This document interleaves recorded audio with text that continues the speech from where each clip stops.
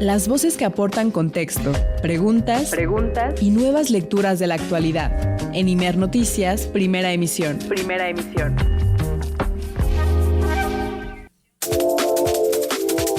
En la primera emisión de Imer Noticias, tu punto de referencia, conversamos con Daniel Vázquez, doctor en Ciencias Sociales con especialidad en Ciencia Política. Daniel, buenos días. Una disculpa, nos retrasamos como unos cuantos minutitos en esta conversación. Hola Alberto, ni te preocupes, los lunes siempre está pues muy cargadito de información, ¿no? De todo lo que pasó el fin de semana. No, hombre, y además con temas como la recomendación de de la Comisión Nacional de Derechos Humanos y la decisión de la Suprema Corte de atraer el recurso extraordinario que impugna la sentencia que ordena la creación de la Comisión de la Verdad de Ayotzinapa, Daniel. Así es, seguimos todavía con Ayotzinapa, es algo que parece que, bueno, pues tenemos todavía hay varios pendientes sobre verdad y en particular sobre justicia con eso.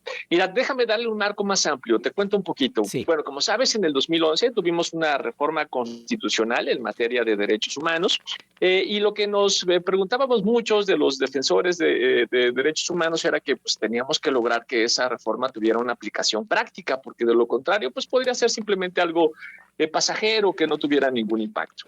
Y dentro de esa aplicación práctica, algo que hicimos, sobre todo los que tenemos formación en derecho, como es mi caso, pues que nos dedicamos a capacitar a los operadores de justicia.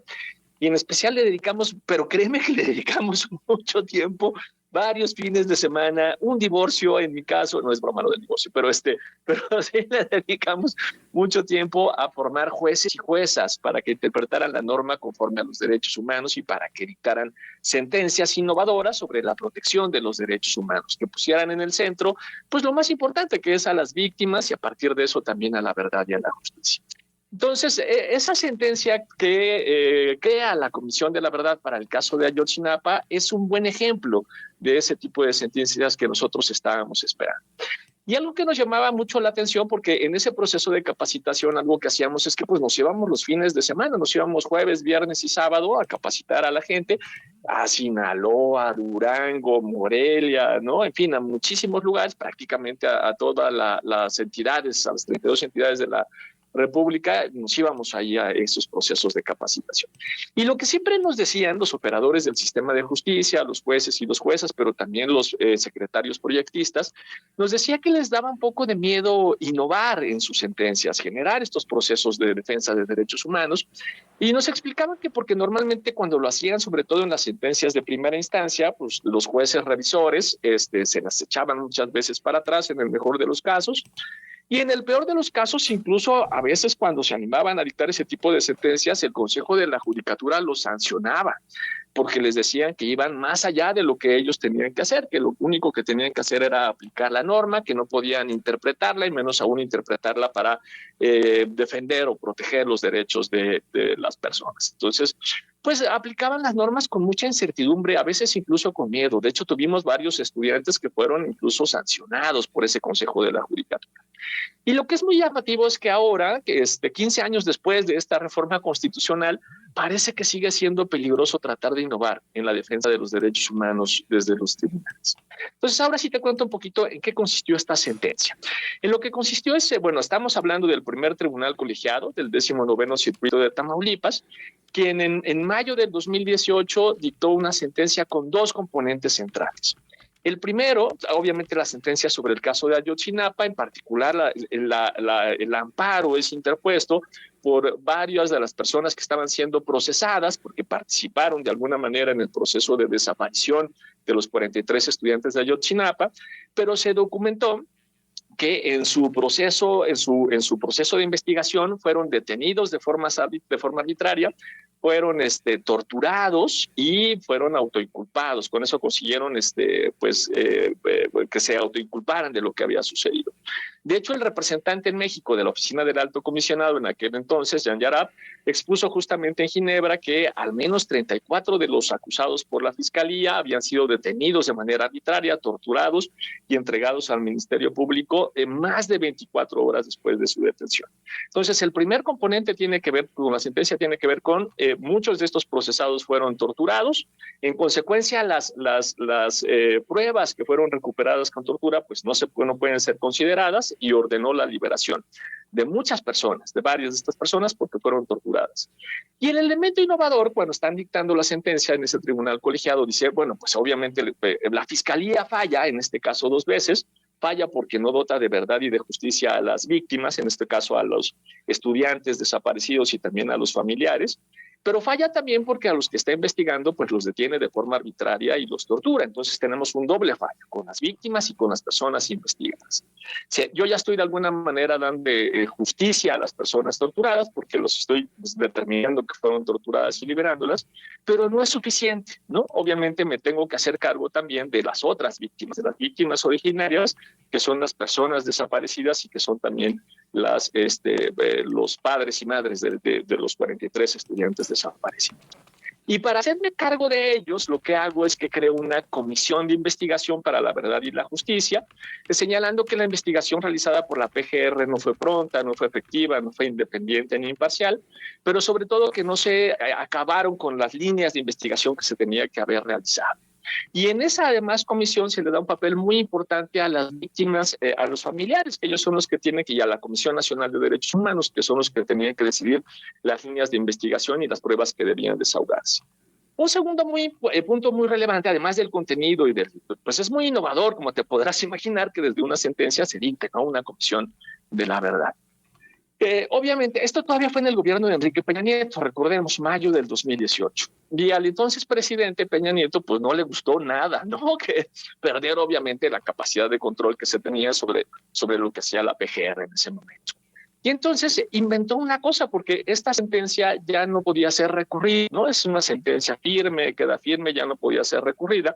Y se inventó una cosa que llamó revisión extraordinaria, un recurso de revisión extraordinaria, y hay que decirlo así claramente, es un invento, eso no existe, no está en la Constitución, no está en la ley de amparo, la sentencia ya es firme, es cosa juzgada, no se puede echar para atrás, ¿no? Se inventó la idea del recurso de revisión extraordinaria e interpuso varios recursos de revisión extraordinaria en contra de esa sentencia, diciendo que se habían extralimitado, que esos magistrados no podían ordenar la elaboración de esa comisión de la verdad. Eso fue casi de inmediato, y pues ahí se quedaron esos recursos de revisión extraordinaria, y ahí se han quedado durante 8 años. Es la cosa muy llamativa, que han pasado 8 años y nadie los ha recuperado. Y entonces, hasta muy recientemente, la presidenta Claudia Sheinbaum solicitó a la Suprema Corte que atrajera esos recursos de revisión extraordinaria, que reitero, son un invento, ¿no? Y recientemente, hace unos días, el 7 de julio, la Corte dijo, vamos a traer esos recursos. Y eso pues llamó mucho la atención. Bueno, llamó más la atención, y te podrás imaginar, después de que la Comisión Nacional de Derechos Humanos emitió la recomendación que ya mencionabas, porque lo que ahora nos estamos preguntando, en realidad los padres y madres que están buscando a sus hijos, lo que quieren es que esa sentencia se aplique y que se genere esa comisión que está ordenada en esa sentencia. Y obviamente lo que es muy probable que suceda en esa atracción es que digan que los jueces se extralimitaron, los magistrados se extralimitaron, que no pueden ordenar una comisión de la verdad, pero lo más grave sería que van a modificar una sentencia que ya es cosa juzgada, ¿no? Que no puedes modificar esa sentencia porque ya no hay ningún recurso válido, y peor aún que pues hagan válido también un recurso que fue completamente inventado. Entonces ese es el punto fuerte, digamos, que se encuentra en este momento en discusión. Otra vez Ayotzinapa, otra vez viendo pues qué es lo que va a suceder ahora ya no en la CNDH, sino en la Suprema Corte de Justicia de la Nación. ¿Qué te parece, querido Alberto? Me parece grave porque no dudaría yo, no tengo elementos para pensar que haya una actuación de mala fe de parte de las y los ministros de la Corte. El tema es hasta dónde puede esto abrir la puerta a que entre otro tipo de asuntos que pudieran inclusive dar pasos hacia atrás a lo que ya se ha avanzado en el caso Ayotzinapa.